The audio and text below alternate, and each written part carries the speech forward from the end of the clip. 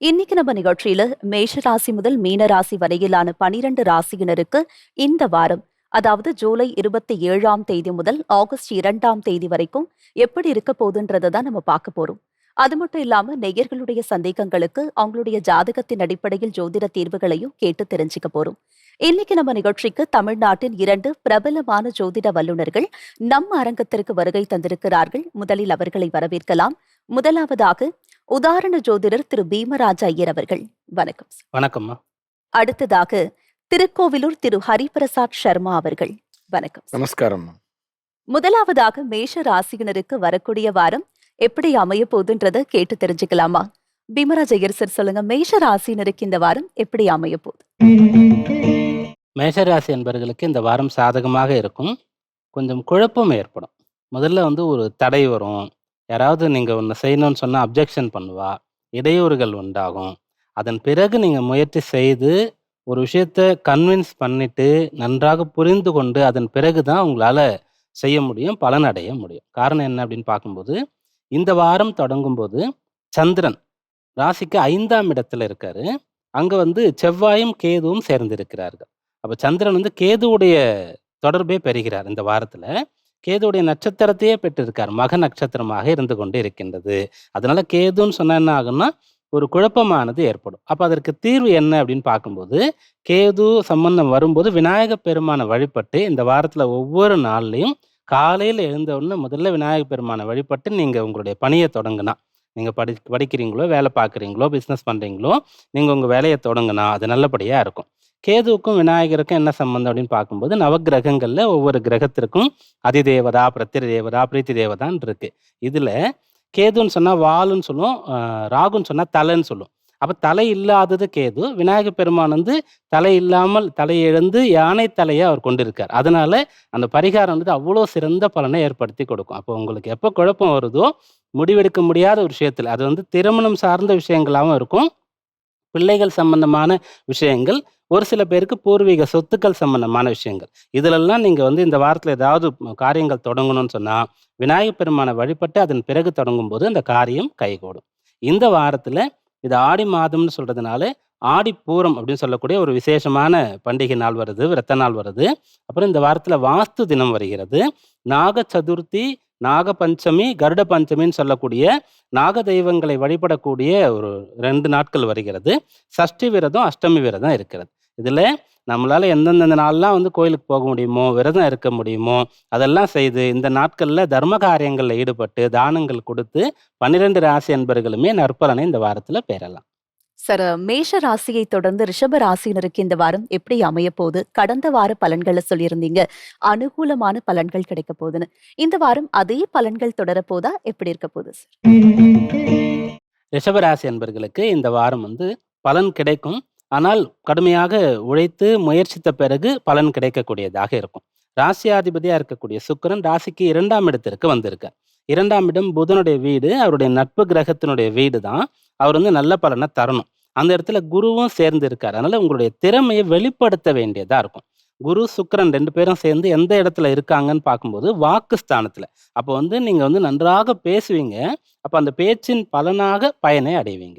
நிறைய பொருளை ஈட்டுவீங்க இந்த வாரத்துல. அந்த பொருள் எல்லாமே குடும்பத்திற்காக செலவாகும். ஏற்கனவே நீங்க ஒத்துக்கொண்ட காரியங்களை செய்யறதுக்காக, கடன் அடைக்கிறதுக்காக உங்களுக்கு பொருள் சேரும். உங்களுடைய வேலை நேரம் போக குடும்ப நபர்களுக்காக கொஞ்சம் நேரம் ஒதுக்க வேண்டியதாக இருக்கும். குடும்பஸ்தானத்துல ராசி அதிபதி இருக்கார் அப்படின்னு சொல்லும்போது அந்த குடும்ப தொடர்பு அதிகமாக இருக்கும். உங்களுடைய நேரம், பொருள் போன்ற விஷயங்கள் எல்லாம் குடும்பத்திற்கு நீங்க செய்ய வேண்டியதாக இருக்கும். அதற்கு அடுத்ததாக சந்திரனுடைய கதி 4ஆம் இடத்துல இந்த வாரத்துல தொடங்குகின்றது. 4, 5, 6ஆம் இடத்துல தான் இந்த வாரத்துல இருக்கிறது. வாரம் பூர்த்தி ஆகும்போது வரக்கூடிய சனிக்கிழமை இரவு நேரத்துல அவர் விருச்சிக ராசிக்கு வருவார். அப்ப 7ஆம் இடத்திற்கு வரும். சந்திரனுடைய கதியும் கூட உங்களுக்கு சாதகமாக இருக்கிறது. சந்திரன் 3ஆம் இடத்திற்கு அதிபதி. அப்போ உங்களுடைய முயற்சிகள் எல்லாம் இந்த வாரத்துல உங்களுக்கு அனுகூலமா இருக்கும். 4ஆம் இடத்துல செவ்வாய் கேது சேர்ந்து இருந்து 2ல சுக்கிரன் இருக்கிறதுனால வீடு, மனை, வாகனங்கள் போன்ற விஷயங்களுக்காக செலவு செய்யக்கூடிய அம்சமும் இருக்கு. அதெல்லாம் இந்த வாரத்துல வாங்கணும்னு நீங்க திட்டமிட்டு இருந்தா அதற்காக உங்களுக்கு பொருள் வரும். அந்த செயல் நன்றாக இருக்கும். அந்த பொருள் உங்களுக்கு திருப்திகரமாக பிடித்ததாக அமையும். ரொம்ப காலம் பயன்படுத்தக்கூடியதாக, உங்களுக்கு பலன் தரக்கூடியதாக இருக்கும். சார், ரிஷப ராசினருக்கு இந்த வாரம் எப்படி அமைய போகுதுன்னு சொல்லியிருக்கீங்க. தொடர்ந்து மிதுன ராசினருக்கு இந்த வாரம் எப்படி இருக்க போகுது? சிறப்பான வாரமா இருக்க போதா? இல்ல அவங்க கவனமா இருக்கணுமா சார்? மிதுன ராசி என்பர்கள் இந்த வாரத்துல சாதகமான பலனை பெறப்போகிறீர்கள். ராசியில குருன்னு சொல்லக்கூடிய ஒரு சுபகிரகம் இருக்காரு. அவரோட இப்போ சுக்கிரன் வந்து சேர்றார். 2 சுபர்கள். இவங்க தான் நவகிரகத்திலே முழுமையான சுபர்கள் அப்படின்னு நம்ம சொல்லுவோம். அப்போ 2 சுபர்கள் சேர்ந்து ராசியில இருக்காங்க அப்படின்னு சொல்றதுனால, சுப காரியங்கள் நடக்கும். முதல்ல மனசுல நல்ல எண்ணங்கள் இருக்கும்.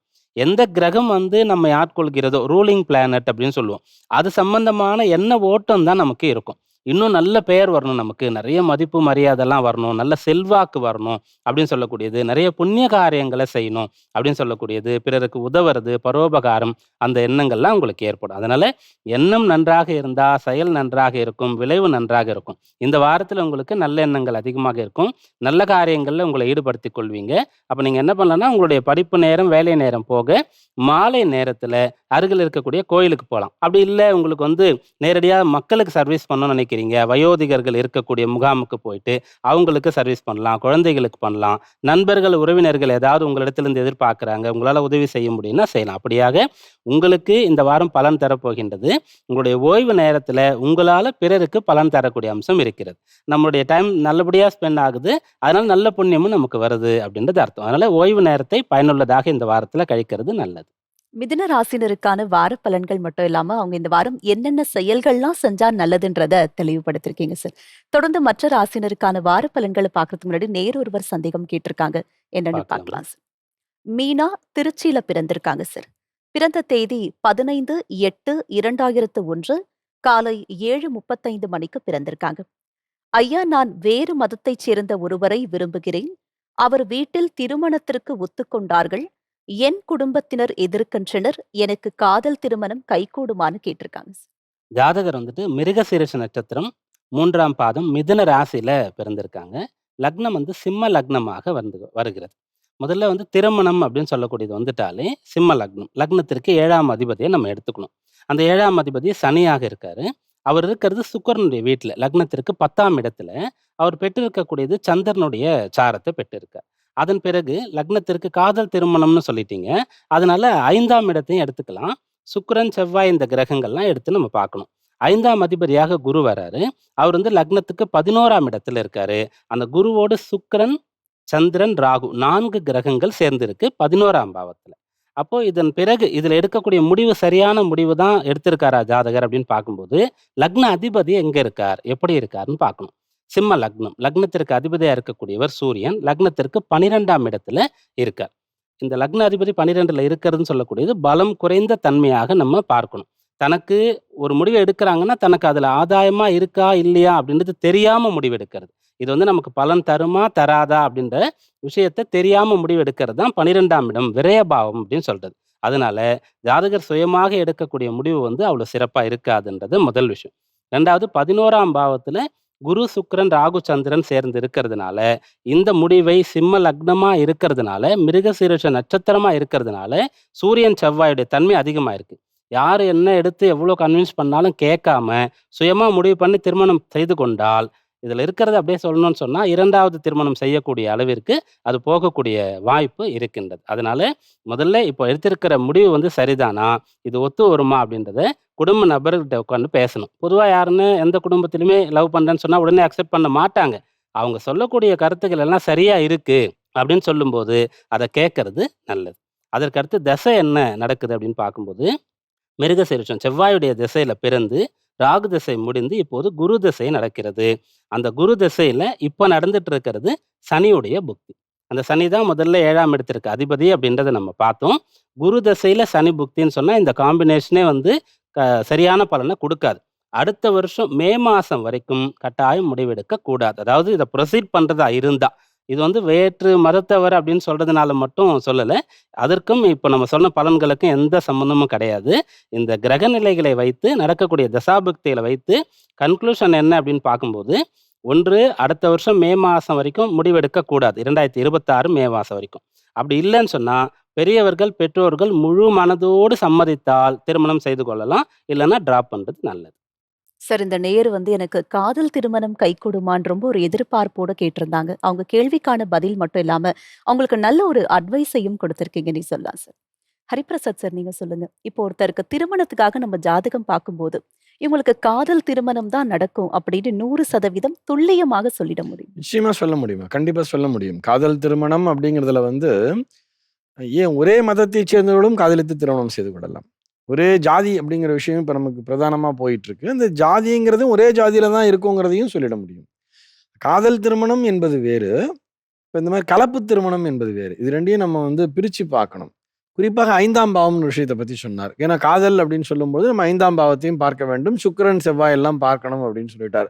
சுக்கிரன், செவ்வாயினுடைய பலம் அதிகமாக இருக்க வேண்டும். 5ஆம் பாவாதிபதி 7ஆம் பாவத்தோடு தொடர்பு கொண்டிருக்க வேண்டும். அல்லது 7ஆம் பாவாதிபதி 5ஓடு தொடர்பு கொண்டிருக்க வேண்டும்ங்கிற மாரி ஒரு சில ரூல்லாம் உண்டு. இதெல்லாம் இருந்தால் தான் அவர்களுக்கு காதல் திருமணம் என்பது வெற்றிகரமாக இருக்கும். சக்சஸ்ஃபுல்லா இருக்கும். அந்த எதிர்பார்க்கிற மகிழ்ச்சி அப்படிங்கிறது கிடைக்கும். இன்னும் நம்ம ஏன் அந்த நாள் அப்படிங்கிற ஒரு கணக்கு எடுத்துக்கும் பொழுது, கல்யாணம் பண்ணிட்டு காதலிச்சவாளும் இருக்கா. கல்யாணம் பண்ண உடனேயே தன்னுடைய கணவனையே தன்னுடைய உயிருக்கு உயிராக நேசிக்கக்கூடிய பெண்கள், அதே மாரி தன்னுடைய மனைவிய உயிருக்கு உயிராக நேசிக்கக்கூடிய அந்த பசங்களும் இருக்காங்க இல்லையா? அது தர்மத்தை மாறாமல், தர்ம வழி மாறாமல் அரேஞ்ச்டு மேரேஜ் பண்ணா கூட, திருமணத்திற்கு பிறகு பரஸ்பரம் ஒருவருக்கு ஒருவர் காதலிக்கிறவர்கள் ரொம்ப நெறைய பேர் இருக்கா. ஒரு லவ்வர்ஸ் மாரியே தான் இருப்பா கப்பிள். 80 வயசு ஆனா கூட அவர்களுக்குள்ள அந்த ஒரு அந்யோன்யம் அப்படிங்கிறத பார்க்க முடியும் தெரியுமா? அந்த அந்யோன்யத்தை எது அந்த அந்யோன்ய பாவத்தை எது குடுக்கும்னு சொன்னா, 7ஆம் பாவமும், 5ஆம் பாவமும், லக்ன பாவமும் தான். இப்ப ஏன் இந்த பெண்ணுக்கு இந்த மாரி ஒரு அட்வைஸ் குடுத்தாருன்னு சொன்னா, அந்த பெண்ணால் கண்டிப்பாக நினைத்ததை சாதித்து விட முடியும்.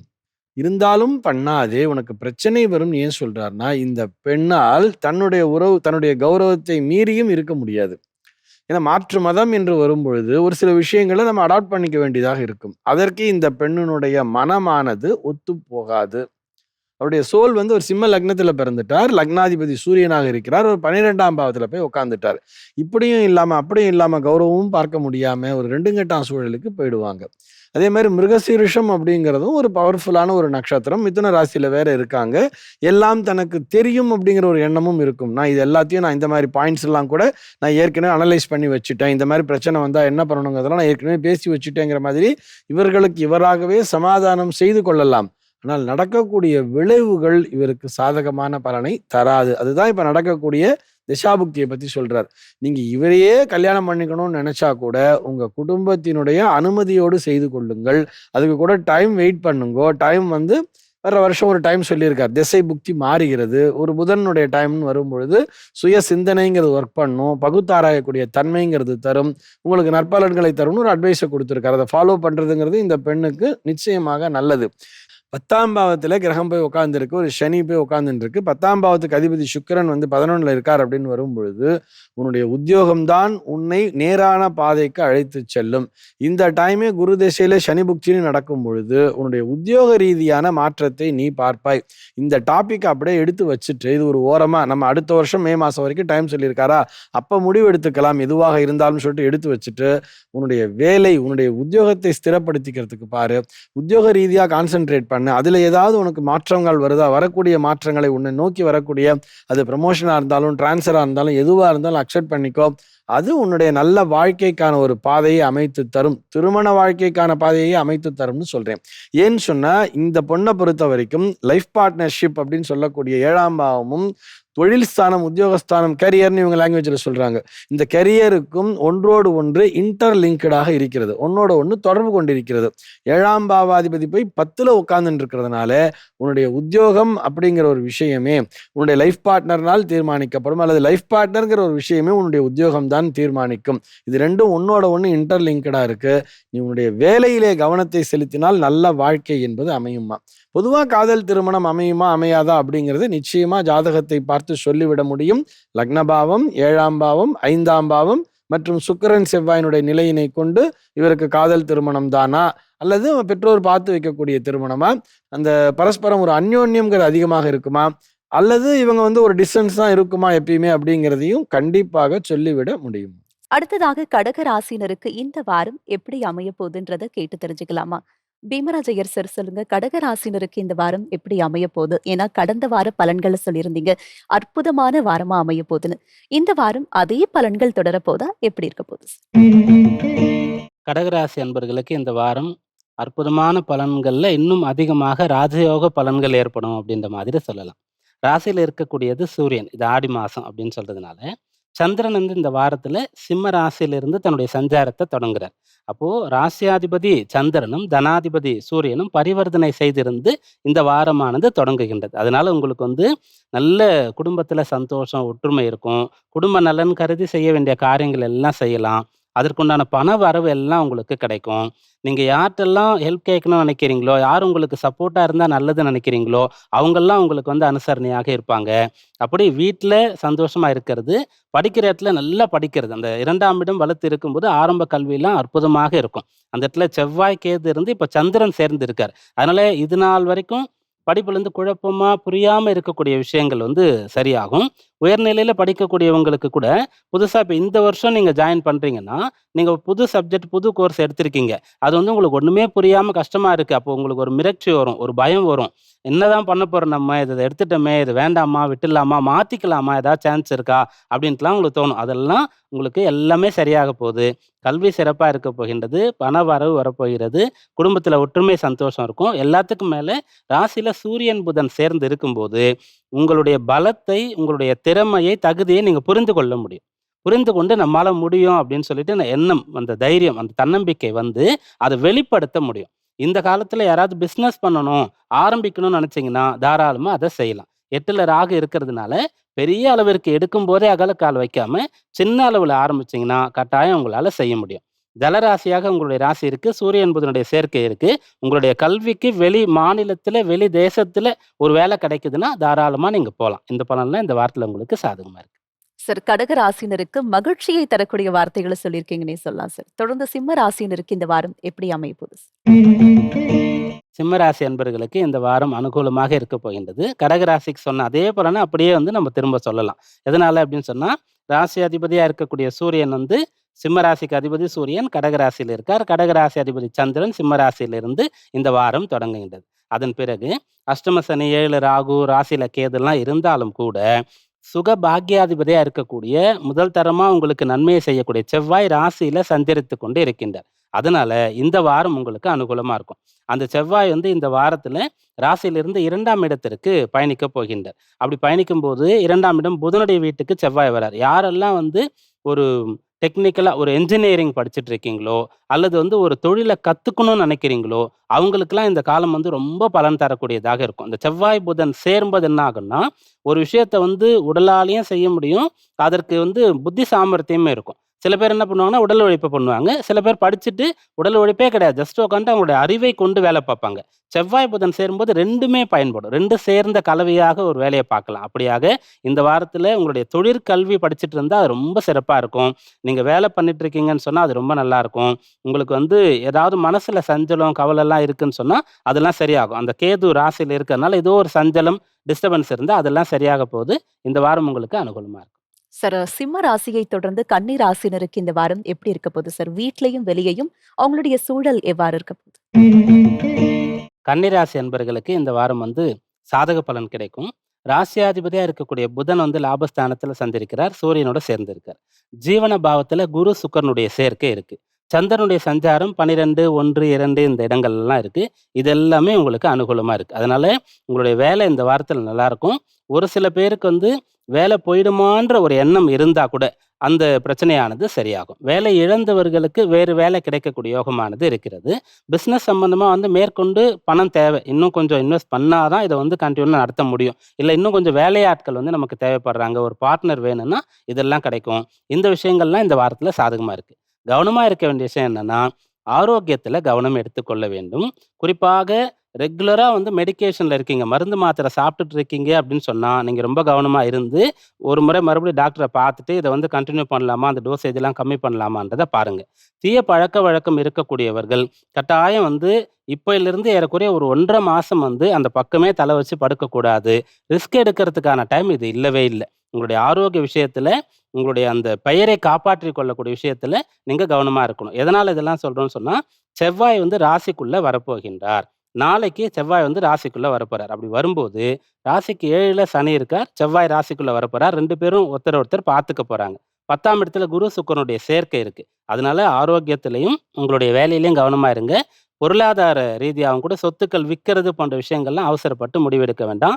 அதிக கடன் வாங்குறது வழக்கு சம்பந்தமான விஷயங்கள். இதிலெல்லாம் ரொம்ப கவனமா இருக்க வேண்டியது அவசியம்.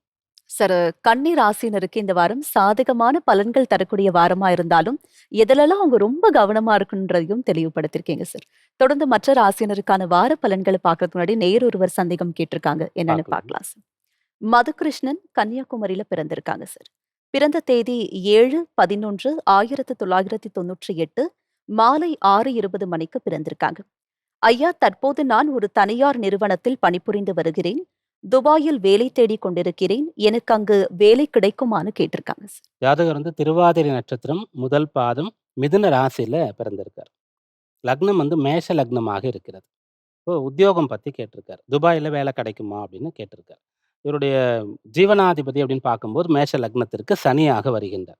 சனி எந்த அளவிற்கு பலமா இருக்காரோ, அவர் அந்த அளவிற்கு வேலை நல்லா இருக்கும். லக்னாதிபதியா இருக்கக்கூடியவர் செவ்வாயா இருக்கார். இதுல சனி வந்து ஜீவனாதிபதி வந்து லக்னத்துல இருக்கார். அப்படி லக்னத்திற்கு வரும்போதே அவர் வந்து நீச்சம் அப்படின்றது அர்த்தம்.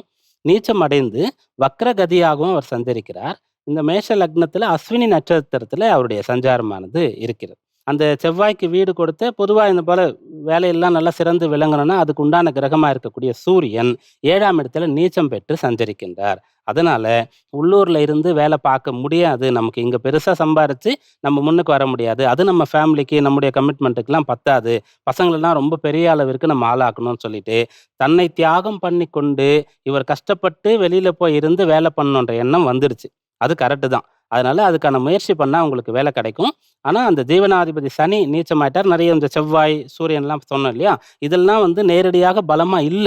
அப்போ நீங்க இதுக்கான முயற்சிய வந்து ரொம்ப லீகலா, ப்ராப்பரா நீங்க பண்ணணும். ஏதோ ஒரு ஏஜென்சில உங்களுக்கு வந்து குடுக்குறாங்க, பணம் குடுத்தா நீங்க வெளிநாட்டுக்கு அனுப்பிடுவாங்க, வேலை வாங்கி குடுக்குறாங்க அப்படி சொன்னா, நீங்க அவசரப்பட்டு அதுபோல எந்த முயற்சியும் பண்ணிடக்கூடாது. எல்லாமே வந்து சரியா இருக்கிறதா அப்படின்றத நீங்க செக் பண்ணிட்டு தான் போணும். அப்படி உங்களால போக முடியும். நீங்க வந்து குடும்பத்தை விட்டு பிரிந்து இருந்து, கஷ்டப்பட்டு நெறைய சம்பாரிச்சு குடும்பத்துக்கு கொடுத்து, பிள்ளைகளை வந்து அடுத்த தலைமுறைய வந்து மிகப்பெரிய அளவிற்கு வளர்க்கக்கூடிய ஜாதகர். அதுக்கான பலன் உங்களுக்கு இருக்கு. திசை என்ன சொல்லுது அப்படின்னு பார்க்கும்போது, நீங்க ராகு திசையில பிறந்தீங்க. ராகு திசை முடிச்சு இப்ப குருவுடைய திசை நடந்து கொண்டிருக்கு. குரு திசையில இப்போ உங்களுக்கு நடக்கிறது சுக்கிர புக்தி. குரு சுக்கிரனுடைய சம்பந்தம் இப்போது இருக்கிறது. அந்த குரு பாக்யாதிபதியா இருக்கார். சுக்கிரன் 7ஆம் இடத்துல ஆட்சி பெற்று ராசிய பார்த்து கொண்டிருக்கிறார். அதனால இந்த முயற்சிய தாராளமா நீங்க செய்யுங்க. இந்த விஷயம் சக்சஸ் ஆகணும்னு சொன்னா, உங்களுடைய மனைவியினால உங்களுக்கு நடக்கும். அவங்க வந்து முழு மனதோட உங்களுக்கு வந்து சம்மதம் தெரிவிக்கணும்.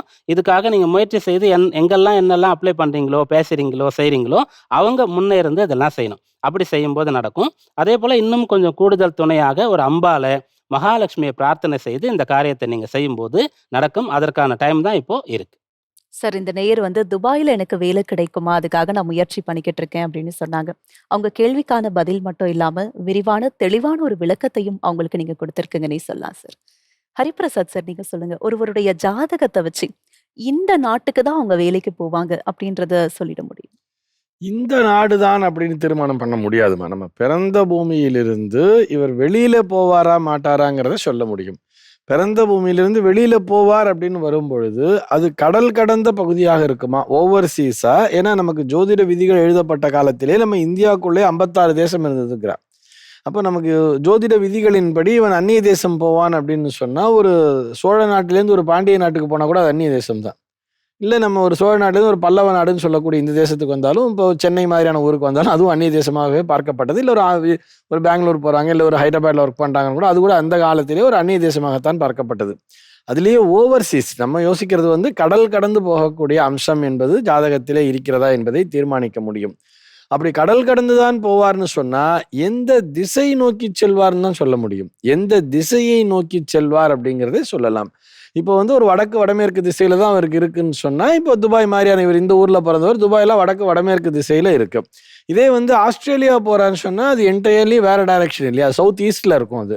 அப்போ இந்த தென்கிழக்கு திசையை நோக்கி செல்வாரா, அல்லது கிழக்கு திசை ஜப்பான் சீனா மாதிரி போவாரா, சிங்கப்பூர் போவாரா, இது போன்ற விஷயங்களை ஜாதகத்தை கொண்டு சொல்லிவிட முடியும். இன்னும் ஒரு சில பேருக்கு இது மாதிரி நீச்சமான பலம் பெற்றவர்களுக்கெல்லாம் பார்த்தோம்னா சனி ஒரு நீச்சமான பலத்தோடு இருக்கிறார் சொன்னான்னா அவர்களுடைய வேலை வந்து இந்த ஆப்பிரிக்கன் கண்ட்ரிஸ் பேர் ஒரு பகுதியில் அமையும். நம்மை விட குறைவான ஒரு பகுதியாக இருக்கும். அந்த ஒரு லக்ஸூரியஸ் கண்ட்ரிஸ்ன்னு சொல்றோம் இல்லையா, ஒரு ஆடம்பரமான ஒரு நாடு அப்படிங்கிற மாதிரி வரும்போது தான் துபாய், சிங்கப்பூர், மஸ்கட்லாம் வரும்.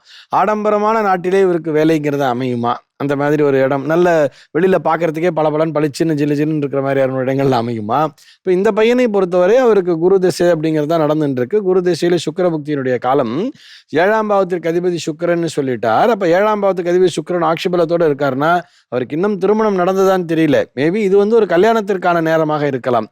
நீ இப்போ கல்யாணத்தை பண்ணிக்கோப்பா, அவர் சொன்ன மாதிரி திருமணத்திற்கு பிறகு உனக்கு வளர்ச்சி என்பது இருக்கும் அப்படிங்கிறது தீர்மானித்து சொல்லலாம். ஆனால் அடியனை பொறுத்தவரை அண்ணாவோட ஒரு சின்ன ஒரு கருத்து மாறுபாடு என்னன்னு சொன்னோம்னா, அவருக்கு 10ஆம் இடத்திற்கு அதிபதி லக்னத்திலேயே இருப்பதால் இவரால் அந்நிய தேசம் பயணிக்க முடியாது. அவர் அந்நிய தேசம் பயணித்தால் கூட மீண்டும் அந்த சனியானது இவரை புல் பேக் பண்ணி திரும்பவும் இங்கே தான் அழிச்சுட்டு வந்து விடும். சனி வந்து அவருக்கு கேத்துச்சாரத்தினை பெற்றிருக்கிறார். சனி கேத்துச்சாரம் பெற்றிருக்கும் பொழுது அந்த மாதிரி போறதுக்கான வாய்ப்புங்கிறது உண்டு. அப்படி போனால் கூட மறுபடியும் அந்த அழிச்சுட்டு வந்து இங்கேயே விட்டுடும். ஏன்னால் அடுத்த திசையே அவருக்கு சனி திசையாக வருகிறது. நிச்சயமாக சனி திசையில் அவரால் மூவ் பண்ண முடியாது. ஆனால் அவர் சொன்ன விஷயத்தில் எது தெரியுமா, நான் ரொம்ப தலை வழங்கி அதை ஏத்துக்கிற விஷயம், தன்னுடைய குடும்பத்தினருடைய நலத்துக்காக தன்னலம் கருதாது தன்னை தானே தியாகம் செய்து கொண்டு தன்னுடைய சுக துக்கங்களை மறந்து மற்றவர்களுக்காக தன்னுடைய குடும்பத்தினருக்காக வாழ வேண்டும் அப்படிங்கிற அந்த எண்ணம்ங்கிறது இந்த பையனுக்கு வந்தாச்சு. ஏற்கனவே சொன்னார் உண்மை. இந்த பையன் வந்து தன்னால் அந்த குடும்பத்தினர் வளர வேண்டும் அப்படின்னு நினைக்கிறான். அதுக்காக தான் எங்க போய் கஷ்டப்பட்டாலும் பரவாயில்லன்னு நினைக்கிறான்.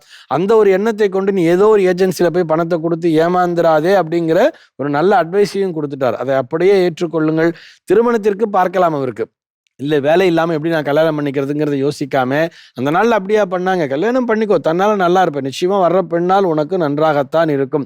வர்ற பெண்ணால் நன்றாக இருக்கணும். அந்த பொண்ணு வந்து நிறைய நகை போட்டுட்டு வரும், காசு பணம் எடுத்துட்டு வரும் அப்படிங்கிற மாதிரி எதிர்பார்க்க கூடாது.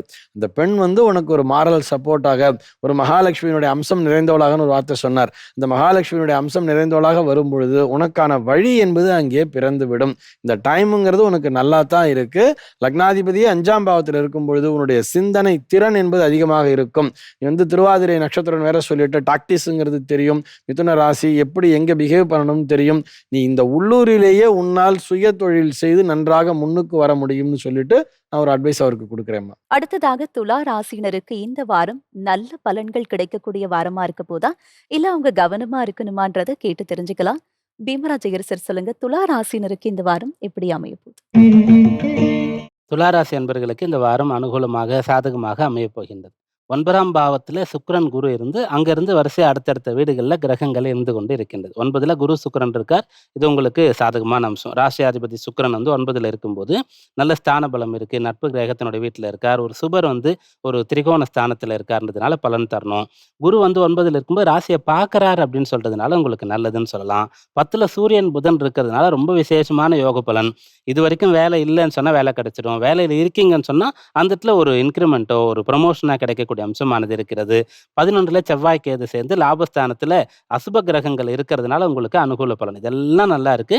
சந்திரனுடைய கதியும் இந்த வாரத்தில் சாதகமாக இருக்கு. செவ்வாய் 11லிருந்து 12க்கு வரப்போறார். அவர் வந்து 7ஆம் இடத்திற்கு அதிபதி, கலத்திரஸ்தான அதிபதி, குடும்பஸ்தான அதிபதி. அவர் 12ஆம் இடத்திற்கு கன்னிக்கு புதனுடைய வீட்டுக்கு வரார். அதனால திருமணமான துளாராசி அன்பர்கள் வந்து கணவன் மனைவிடைய சண்டை சச்சரவு இருக்கக்கூடாது. சின்னதாக நீங்கள் ஸ்டார்ட் பண்ணால் கூட அது உங்கள் கண்ட்ரோலில் இருக்காது, எங்கேயோ போய் முடிஞ்சிடும். அதே போல் துளாராசியில் இருக்கக்கூடிய இப்போது லவ் பண்ணிட்டு இருக்கீங்க அப்படின்னு சொன்னால் நீங்கள் வந்து அதில் பிரச்சனை வர அளவுக்கு பண்ணக்கூடாது. இல்லை நாமளே போய் கல்யாணம் பண்ணிக்கலாம் அப்படின்ற முடிவை எடுக்கக்கூடாது. இதெல்லாம் ரொம்ப பிரச்சனைக்குரியதாக இருக்கும். புதுசாக ஒரு பார்ட்னர் வராரு சொன்னால் இந்த சமயத்தில் ஜாக்கிரதையாக இருக்கணும். இந்த விஷயத்தெல்லாம் கவனமாக இருந்தால் போதுமானது. இந்த வாரம் அனுகூலமாக இருக்கும். சார், துலா ராசியை தொடர்ந்து விருச்சிக ராசினருக்கு இந்த வாரம் எப்படி அமைய போகுது சார்? ஏன்னா கடந்த வார பலன்கள்ல சற்று நிம்மதியை தரக்கூடிய வார்த்தைகள் அவங்களுக்கு சொல்லியிருந்தீங்க. இந்த வாரம் எப்படி இருக்க போகுது? விருச்சிக ராசி அன்பர்களுக்கு ஏதோ ஒரு துணை தேவைப்படுகிறது இந்த காலத்துல. குரு சுக்கிரன் 2 பேரும் சேர்ந்து அஷ்டமத்தில் இருக்கக்கூடிய இந்த சமயத்துல, ஒண்ணு விருச்சிக ராசியில இருக்கீங்களா, அப்போ வந்து திருமணம் ஆயிடுச்சா, உங்களுடைய லைஃப் பார்ட்னர் வந்து உங்களை புரிஞ்சுட்டு உங்களுக்கு ஆதரவாக இப்ப நடந்துட்டா நீங்க ரொம்ப வந்து சந்தோஷப்படுவீங்க.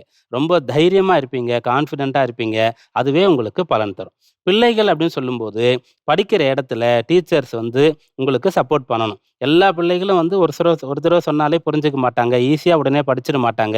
அப்போ எப்படி ஒரு தாய் வந்து ஒரு குழந்தைய அணுகுவாளோ, அந்த குழந்தை இடத்துல இருக்கக்கூடிய அந்த குறைகளை வந்து சரிப்படுத்த முயற்சிப்பாளோ, அதுபோல இருக்கணும். டீச்சர்ன்னு சொல்றவங்க காலேஜ்ல கூட லெக்சரர், விரிவுரையாளர், இந்த புரொஃபசர் எல்லாருமே. அதனால தான் அவங்களுக்கு குரு ஸ்தானம் அப்படின்றத குடுத்துருக்கோம். அப்போ விருச்சிக ராசியில இருக்கக்கூடியவர்களுக்கு மத்தவங்களுடைய சப்போர்ட் தேவைப்படுகிறது, துணை தேவைப்படுகிறது.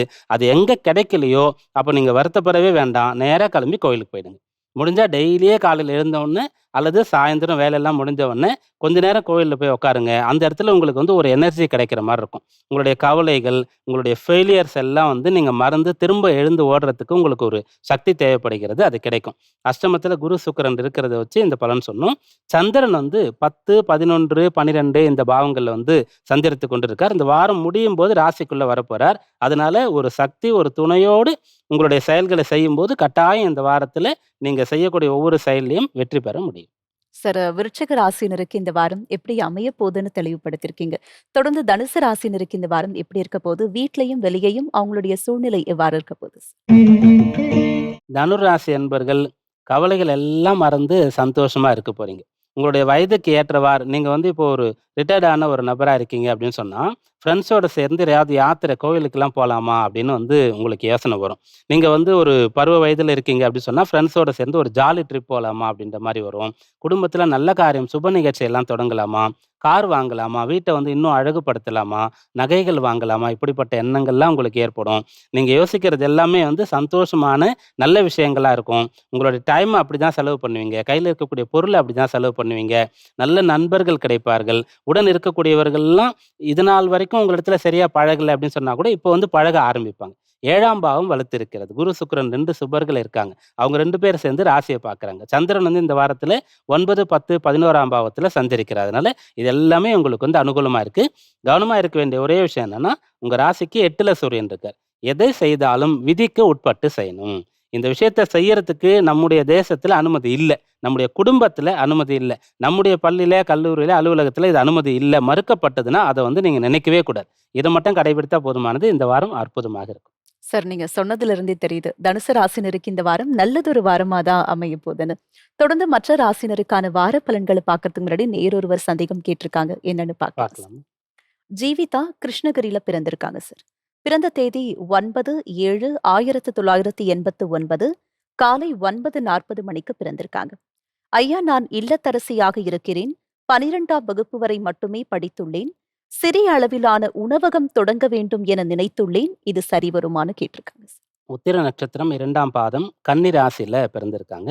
லக்னம் வந்து சிம்ம லக்னமாக இருக்கிறது. அப்போ நீங்க வந்து இப்போ இல்லத்தரசியா இருக்கிறீங்க. ஒரு சின்னதா வந்து ஒரு சாப்பிடறதுக்கான உணவகம் தொடங்கணுமா அப்படின்னு தொடங்கலாமான்னு கேட்டிருக்கீங்க. தாராளமாக செய்யலாம். நீங்க ஒரு வேலைக்கு போணும் அப்படின்னா தான், அதுக்கு வந்து குவாலிஃபிகேஷன். இந்த வேலைன்னா அதுக்கு வந்து இவ்வளோ படிச்சிருக்கணும் அப்படின்ற விஷயம். பிசினஸ் பண்றதுக்கும் இந்த ஸ்கூல்ல, காலேஜ்ல போய் படிச்சு சர்டிஃபிகேட் வாங்குறோம். நம்ம வந்து கிராஜுவேட் ஆயிருக்கிறோம், டிகிரி வாங்குறோம். அதுக்கும் சம்மந்தமே கிடையாது. நீங்க சிம்ம லக்னம். உங்க லக்ன அதிபதியா இருக்கக்கூடிய சூரியன் லக்னத்திற்கு 11ஆம் இடத்துல இருக்கார். ஆசைப்பட்ட மாரி உங்களால செய்ய முடியும். அதற்கான தைரியம் உங்களுக்கு இருந்து கொண்டு இருக்கின்றது. 10ஆம் பாவாதிபதியா இருக்கக்கூடிய சுக்கிரன் உங்க லக்னத்திற்கு 12ஆம் இடத்துல இருக்கார். சுக்கிரன் 12ல இருந்தாலும் கூட எந்த ஒரு பிரச்சனையும் கிடையாது. காலபுருஷ தத்துவத்திற்கே சுக்கிரன் 12ஆம் இடத்திற்கு வரும்போது தான் உச்ச பலத்தை அடைவார். அதனால உங்களுடைய 10ஆம் பாவாதிபதியும் 12ல இருக்காரு.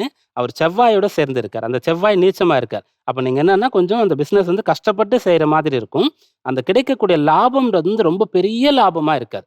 நியாயமான லாபம் கிடைக்கக்கூடிய அளவிற்கான தொழில நீங்க செய்யலாம். அப்புறம் உணவு தொழில் செய்யலாமா அப்படின்னு பார்க்கும்போது 10ஆம் அதிபதி சுக்கிரனா இருக்கார். அப்ப சுக்கிரன் 10ஆம் அதிபதினா நீங்க என்ன பண்ணுவீங்கன்னா, அந்த உணவ வந்து சுவையா செய்வீங்க. இப்ப ட்ரெடிஷனல் ஃபுட்டுன்னு சொன்னா நெறைய பேர் உடனே அந்த இடத்துல போய் சாப்பிடணும் அப்படின்னு ஆசைப்படுறாங்க. அதுபோல ஸ்பெசிஃபிக்கா ஏதாவது ஒரு விஷயத்த நீங்க அங்க கொண்டு வந்து, இந்த உணவு சாப்பிடணும்னா அது இந்த இடத்துல டேஸ்ட்டா இருக்கும். அப்படியாக நீங்க வந்து கொண்டு வர முடியும். அந்த சுக்கிரன் தன்மை மத்தவங்கள வந்து வசீகரிக்கக்கூடிய அளவிற்கு உங்களால செய்ய முடியும். அதன் பிறகு உங்க லக்னத்துல இருக்கிறது கேது. அப்ப கேதுன்னு சொன்னாலே என்னன்னா, வித்தியாசமாக சிந்திக்கிறது. நீங்க ஒரு சின்னதா வந்து ஒரு ஹோட்டல் போடுறீங்க அப்படின்னு சொன்னா, ஒரு மெஸ் வைக்கிறீங்க, இல்ல கேட்டரிங்க கூட ஃபியூச்சர்ல செஞ்சு குடுக்க போறீங்கன்னா, இதுநாள் வரைக்கும் அந்த துறை என்ன செய்து கொண்டு இருக்கிறதோ, எல்லாரும் எப்படி இருக்கார்களோ, அது மட்டும் தான் செய்யணுன்ற அவசியமே கிடையாது. உங்களுக்கு புதுசா நெறைய ஐடியாஸ்லாம் வரும். அதெல்லாம் நீங்க இம்ப்ளிமெண்ட் பண்ணுவீங்க. அந்த அந்த ஆரம்பிச்சு அது பெரிய அளவுக்கு வரும்போது கூட, கேது லக்னத்துல இருக்கிறதுனால, கஷ்டப்படக்கூடியவர்களுக்கு வேலை குடுக்கணும் அப்படின்ற மாதிரி எண்ணம்லாம் உங்களுக்கு வரும். அதுல பெரிய அளவுக்கு வந்த பிறகு ட்ரஸ்ட் எல்லாம் கூட நீங்க செய்யலாம். அந்த அளவுக்கு உங்களுக்கு அம்சம் சாதகமா இருக்கு. அதனால குறைவா படிச்சிருக்கோம் அந்த ஒரு காம்ப்ளெக்ஸே உங்களுக்கு வேண்டாம். அதன் பிறகு உங்களுக்கு நடக்கக்கூடிய தசை என்ன அப்படின்னு பார்க்கும்போது, நீங்க வந்துட்டு சூரிய திசையில பிறந்து, இப்போ உங்களுக்கு நடக்கிறது வந்து ராகுவுடைய திசை. ராகு திசை வந்து இன்னும் ஒரு 2 வருஷத்துக்கு இருக்கு. 2027 ஆகஸ்ட் வரைக்கும் ராகு திசை இருக்கு. அதுல இப்போ சந்திர புக்தி, செவ்வாய் புக்தி நடந்து கொண்டு இருக்கின்றது. அதனால நீங்க இத ஸ்டார்ட் பண்ணீங்கன்னு சொன்னா 2 வருஷம் டைம் எடுத்துக்கும். அது வந்து நல்லா ஃபெமிலியர் ஆகி, அது ரெகுலரா உங்களுக்கு வந்து இன்கம் குடுக்கறதுக்கு, நெறைய கஸ்டமர்ஸ் வர்றதுக்கு, அதன் பிறகு வரக்கூடிய குரு தசை உங்களுக்கு அற்புதமா இருக்கும். லக்னாதிபதி சூரியனோட அந்த குரு சேர்ந்து 11ஆம் பாவத்துல இருக்கார். அதனால 2 வருஷம் ஸ்லோ அண்ட் ஸ்டடியா நீங்க போயிட்டே இருப்பீங்க. அதுக்கப்புறம் அது பெரிய அளவிற்கு வரும். தாராளமாக நீங்க தொடங்கலாம். சார், இந்த நேயருக்கு நீங்க ஒரு திருப்திகரமான விளக்கத்தையும், பதிலையும் கொடுத்திருக்கீங்கன்னே சொல்லலாம் சார். ஹரிபிரசாத் சார் சொல்லுங்க. இப்போ சொந்தமா தொழில் தொடங்கணுன்ற ஆசை நெறைய பேருக்கு இருக்கும். அது சக்சஸ்ஃபுல்லா போகுமான்ற பயமும் இருக்கும். இதுல சக்சஸ்ஃபுல்லா ரன் பண்ணிக்கிட்டு இருக்கவங்களுக்கு கூட திடீர்னு அதுல ஒரு சறுக்கலோ ஏற்பட்டத நம்மளால பார்க்க முடியுது. இதுக்கு என்ன காரணம் சார் ஜாதக ரீதியா? திசாபுக்தி தாம்மா காரணம். அவரவருக்கு நடக்கக்கூடிய திசைகள் தான் காரணம். இப்போ வந்து நமக்கு வந்து சொந்தமா தொழில் செய்ய முடியுமா அப்படிங்கிறதையும் ஜாதகம் தீர்மானித்து விடும். ரொம்ப அழகா சொல்லிட்டார். லக்னாதிபதி உங்களுக்கு 11ல இருக்கிறார்னும் போது நினைத்ததை சாதிக்க முடியும். 10ஆம் பாவத்திற்கு அதிபதியும் உங்களுக்கு ஃபேவரா தான் இருக்கார். சுக்கிரன் 12ல் இருந்தால் கூட, இந்த ஜாதகருக்கு சொல்றேன், உதாரணத்துக்கு எடுத்து சொல்றேன். 10ஆம் பாவத்துக்கு அதிபதி 12ல இருந்தால் கூட சுக்கிரன் வந்து 12ல இருக்கலாம்னு ஒரு விதி இருக்கிறதுனால ரொம்ப நன்றாகவே செய்ய முடியும்னு சொல்லிட்டார். இதே மாதிரி தான் ஒவ்வொருவருடைய ஜாதகத்திலையுமே அவர்களுக்கு நடக்கக்கூடிய திசைகள் அப்படிங்கிறது நன்றாக இருந்து விட்டால் அவர்களால் செய்யக்கூடிய சுய தொழிலிலே நன்றாக ஊன்றி நிற்க முடியும். அதே ஒரு விரையாதிபதியில போய் விரயஸ்தானத்துல போய் உட்கார்ந்துட்டு இருக்கு, அல்லது ஒரு அஷ்டமஸ்தானத்துல போய் உட்கார்ந்துட்டு இருக்கு அப்படின்னு சொன்னா, அந்த திசைகள் நடந்தால் அவர்களுக்கு நஷ்டம் என்பது வந்து கொண்டே இருக்கும். இப்ப இந்த ஜாதகரை பொறுத்தவரை அண்ணா ஒரு விஷயம் சொன்னார். லாபம் என்பது பெரிய அளவுல கிடைக்கலன்னா கூட அப்படின்னு சொன்னார். நிச்சயமாக அவருக்கு லாபம் என்பது நன்றாகவே கிடைக்கும். ஆனால் மொத்த லாபத்தையும் தான் ஒருவனே அனுபவிக்க வேண்டும் என்கின்ற எண்ணம் இருக்காது. அதை தான் சொன்னார். அவர் என்ன சொன்னார்னா, நிறைய பேருக்கு வேலை தரணும், கஷ்டப்படுறவங்களுக்குலாம் தரணும், ஒரு ட்ரஸ்ட் ஆரம்பிக்கணுங்கிற மாதிரிலாம் உங்களுக்கு எண்ணங்கள் வருங்கிறதுக்கு காரணம் என்னன்னா, அடுத்து வரக்கூடியது குரு திசை. அது சுயநலமாக யோசிக்காது. நமக்கு என்ன தேவையோ அது போதும், நான் ஓரளவுக்கு சம்பாதிச்சிருக்கேன், எனக்கு இறைவன் வந்து என்னை குறையில்லாமல் வைத்து கொண்டிருக்கிறார், இது போதும் எனக்கு, நான் இன்னும் நிறைய இதை விரிவுபடுத்தி நிறைய பேருக்கு நான் சம்பளம் கொடுக்கணும், சாப்பாடு போடணும், அதை கொண்டு நான் நிறைய நற்பணிகளை செய்ய வேண்டும் என்பதற்கெல்லாம் இறைவன் துணையாக இருப்பார். அதற்காக இவருக்கு நிறைய லாபத்தையும் கொடுப்பார் தான் அவருக்கு சொல்றேன். ரொம்ப நல்லாவே லாபம்ங்கிறது வரும். ஆனால் அதை அவர் மட்டுமே அனுபவிக்க வேண்டும் என்ற எண்ணம் இல்லாமல் எல்லோருக்கும் எடுத்து கொடுப்பார். அத்தனையுமே அவரவருடைய ஜாதக பலத்தினை பொறுத்ததுதான். சுயதொழில் செய்யணும்னு சொன்னா அதுக்கு எஜுகேஷன் அப்படிங்கிற ஒரு விஷயத்தை விட அவருடைய லக்னபாவம்ங்கிறது ஸ்ட்ராங்காக இருக்கணும். லக்னபாவங்கிறது தான் மன உறுதியை தரும், மன கட்டுப்பாட்டினை தரும். ஒரு காசு பணம் பார்க்க ஆரம்பிச்ச உடனே ஒரு சில பேருக்கு புத்தி மாறிடும் தெரியுமா? கையில காசு வரும்போது தான் நிறைய தீய பழக்க வழக்கங்கள்லாம் வரும். ரொம்ப ஆடம்பரமா இருப்பா, மற்றவர்களை மதிக்காத தன்மை அப்படிங்கிறதெல்லாம் வந்து சேரும். அப்படிங்கிறதெல்லாம் இவரிட இல்லாம உத்திர நட்சத்திரம் கன்னியா ராசியிலே பிறந்திருக்கிறார்னு வரும்பொழுது 2ஆம் பாவகத்திலே தான் அந்த சந்திரன் சூரியனுடைய சாரத்தை வாங்கி கொண்டிருக்கிறார்னும் பொழுது அந்த அன்னத்தை, அதாவது சமைத்து கொடுக்கக்கூடிய விஷயத்தையே தெய்வமாக பார்ப்பார். இதுதான் நமக்கு தெய்வம் அப்படின்னு வரும். இன்னொரு விஷயம் சொன்னார். அவர் வந்து ஒரு இங்கதான் இது கிடைக்கும்னு சொல்லிட்டு ஆவலோடு வந்து சேருவார்கள், நீங்க ஸ்பெஷலைசேஷன் இருக்கும் அப்படின்னு சொன்னார். அந்த சுக்கிரனாக இருப்பதால் 10ஆம் பாவத்திலே இந்த 10ஆம் பாவத்திற்கு அதிபதி அவர் சுக்கிரனாக இருப்பதால், சுக்கிரன் வந்து சந்திரனுடைய வீட்டிலே இருப்பதால், என்ன சாரம்ங்கிறது நமக்கு தெரியல, அவர் குருவினுடைய சாரம் பெற்றிருந்தால் நீங்க வந்து இனிப்பு வகை சம்பந்தப்பட்டது, இப்போ ஒரு திருநெல்வேலி அல்வா மாதிரியோ இல்லை ஒரு திருப்பதி லட்டு மாதிரியோ சொல்றோம் இல்லையா, அந்த மாதிரி ஒரு ஏதோ ஒரு இனிப்பு வகை எடுத்துக்கொண்டு அவர்கள் அந்த ஊர் பெயரை சொல்லி, இந்த ஊர் ஜாங்கிரிப்பா இது, இந்த ஊர் சேவுப்பா இது அப்படிங்கிற மாதிரி சொல்ற மாதிரி ஒரு இனிப்பு வகை எடுத்துக்கொள்ளலாம் குருவினுடைய சாரத்தை பெற்றிருந்தால். அதே ஒரு சனியினுடைய சாரத்தை சுக்கிரன் பெற்றிருக்காரு சொன்னா ஒரு புளிப்புடன் கலந்த ஒரு புளிப்பு சுவையுடன் கலந்த ஒரு ஒரு பண்டத்தை, வித்தியாசமான பண்டத்தை உருவாக்கி தர முடியும். புதனுடைய சாரம் பெற்றிருந்தால் காரம் சம்பந்தப்பட்ட ஒரு விஷயங்களும் கூட ஒரு ஸ்பெஷலிஸ்டாக வர முடியும்.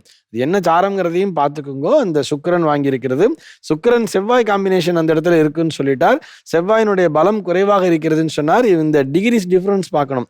செவ்வாய்க்கு என்ன டிகிரி டிஃபரன்ஸ் இருக்கு, சுக்கிரன் எந்த டிகிரியில் இருக்காருங்கிறத பார்த்துட்டு என்ன சாரத்தில் இருக்காங்கிறத பார்த்துட்டு நீங்க முடிவு பண்ணலாம். அவர் சொன்ன மாதிரி நீங்கள் அந்த ஒரு பர்டிகுலர் ஒரு குறிப்பிட்ட தின்பண்டத்திலேயே உங்களுடைய பெயரை, அதாவது ஒரு அக்மார்க் சீல் போடுற மாதிரி நீங்கள் நிலைநாட்ட முடியும். தைரியமாக செயல்படுங்கள்னு நம்ம அவருக்கு ஒரு அட்வைஸை கொடுக்குறோம். அடுத்ததாக மகர ராசியினருக்கு இந்த வாரம் எப்படி அமைய போகுதுன்றதை கேட்டு தெரிஞ்சுக்கலாமா?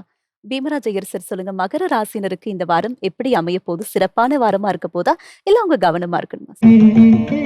மகர ராசி அன்பர்கள் இந்த வாரம் நல்ல பலனை பெற முடியும். ஆனா அதுக்கு என்ன பண்ணணும் அப்படின்னு பார்க்கும்போது, நீங்க என்ன செய்யணுமோ அத ஒரு முறை ஒத்திகை பார்த்துக் கொள்ள வேண்டும். இப்படிதான் செய்ய போறோம்ன்றத திட்டமிட்டுக்கணும், பிளான் பண்ணிக்கணும். அப்போ உங்களுக்கு அந்த பலனானது கிடைக்கும். எதனாலன்னா, வாரம் தொடங்கும்போது சந்திரன் 8ஆம் இடத்துல இருந்து சந்திராஷ்டமத்தோட தொடங்குகிறது. அந்த 8ல செவ்வாய், கேது சேர்ந்து இருக்கிறார்கள். 6ல குரு இருக்கார். அதனால நீங்க செய்யக்கூடிய விஷயத்தை சரிபார்த்து கொண்டு செய்தால், கட்டாயம் இந்த வாரத்துல ஒவ்வொரு நாள்லயும் உங்களுடைய பணிகள் அனைத்தையுமே மிகச்சிறப்பாக செய்து பலனை பெற முடியும். சார், மகர ராசியை தொடர்ந்து கும்ப ராசியினருக்கு இந்த வாரம் எப்படி அமைய போகுது? வீட்லயும் வெளியையும் அவங்களுடைய சூழல் எவ்வாறு இருக்க போகுது? கும்பராசி அன்பர்கள் உங்களுடைய கல்வியில, உத்தியோகத்துல, பிசினஸ்ல வழக்கமா ரொட்டீனா இருக்கக்கூடிய ஒர்க்ல மிகச்சிறந்து விளங்குவீங்க. இந்த வாரத்தில் நல்ல பலன் கிடைக்கும். திருமண விஷயத்துல முடிவெடுக்கும்போது ரொம்ப கவனமா முடிவெடுக்கணும். சுயமா முடிவெடுக்கக்கூடியவர்கள் கட்டாயம் எடுக்கவே கூடாது. கும்பராசியில் இருக்கக்கூடிய பிள்ளைகளுக்கு பெற்றோர் முடிவு பண்ணாலும் கூட எல்லாம் பார்த்தாச்சுன்னா கூட மறுபடியும் முதல்ல இருந்து ரீசெக் பண்ண வேண்டியது அவசியம். 7ஆம் இடமான கலத்திர பாவத்துல செவ்வாய், கேது, சந்திரனுடைய சேர்க்கை இருந்து இந்த வாரம் தொடங்குகின்றது. 5ஆம் இடத்துல குரு, சுக்கிரனுடைய சேர்க்கை இருக்கிறது. அதனால திருமண விஷயத்துல புதிதாக திருமணமான தம்பதிகள் தங்களுக்குள்ளே அந்யோன்யமா இருக்கிறதுல கவனமா இருந்தால் மற்ற அனைத்தும் இந்த வாரத்துல சாதகமா இருக்கும். சார், கும்ப ராசினருக்கான வார பலன்கள் மட்டும் இல்லாம அவங்க என்னெல்லாம் செய்யவே கூடாதுன்றதையும் தெளிவுபடுத்திருக்கீங்க. தொடர்ந்து மீன ராசினருக்கு இந்த வாரம் எப்படி அமைய போகுது? மீனராசி அன்பர்கள் இந்த வாரம் உற்சாகமா இருக்க போறீங்க. சந்தோஷமா, நிம்மதியா இருக்க போறீங்க. 4ஆம் இடத்துல குரு, சுக்கிரன் இருக்கும்போது சரியான வீடு உங்களுக்கு இல்லைன்னா நல்ல வீடா அமையும். வாகனம் பழுதுபட்டு கொண்டே இருக்கிறது, உங்க அப்பப்போ அதான் உங்களுக்கு டென்ஷன், செலவு வைக்குதுன்னு சொன்னா புதுசா வாகனம் வாங்கலாம். உடல் உபாதைகள் ஏற்பட்டு கொண்டே இருக்கிறதுன்னு சொன்னா அது சரியாயிடும். ஜென்ம சனியினால ஏற்படக்கூடிய பிரச்சனைகள் அனைத்துமே சரியாகக்கூடிய அம்சம் குரு, சுக்கிரனுடைய சேர்க்கையில உங்களுக்கு ஏற்படுகிறது. சந்திரனுடைய கதி இந்த வாரத்துல 6, 7ஆம் இடத்துல இருக்கிறது. வாரம் தொடங்கும் போது ரொம்ப சாதகமா இருக்கிறது. கடைசியில 8ஆம் இடத்திற்கு வரும். சுக்கிரன் வீட்டுல சந்திரன் இருப்பார். அப்ப நீங்க இந்த கேளிக்கை, அதிக செலவு, தேவையில்லாத நேரத்துல சாப்பிடுறது, அந்த உணவு பழக்கம், ஃபுட் ஹேபிட் அதுல சரியா இருந்தா போதுமானது. இந்த வாரம் உங்களுக்கு அனுகூலமா இருக்கும். சார், மீன ராசினருக்கு மகிழ்ச்சியை தரக்கூடிய வார்த்தைகளை சொல்லியிருக்கீங்கன்னே சொல்லலாம் சார். நம்ம நிகழ்ச்சியுடைய நிறைவு பகுதிக்கு வந்திருக்கிறோம் சார். இவ்வளவு நேரமா 12 ராசினருக்கான வார பலன்கள் மட்டும் இல்லாம நேயர்களுடைய சந்தேகங்களுக்கு விரிவான விளக்கத்தையும் தெளிவான விளக்கத்தையும் கொடுத்திருக்கீங்க. நன்றி சார். நமஸ்காரம். நன்றி. நன்றி.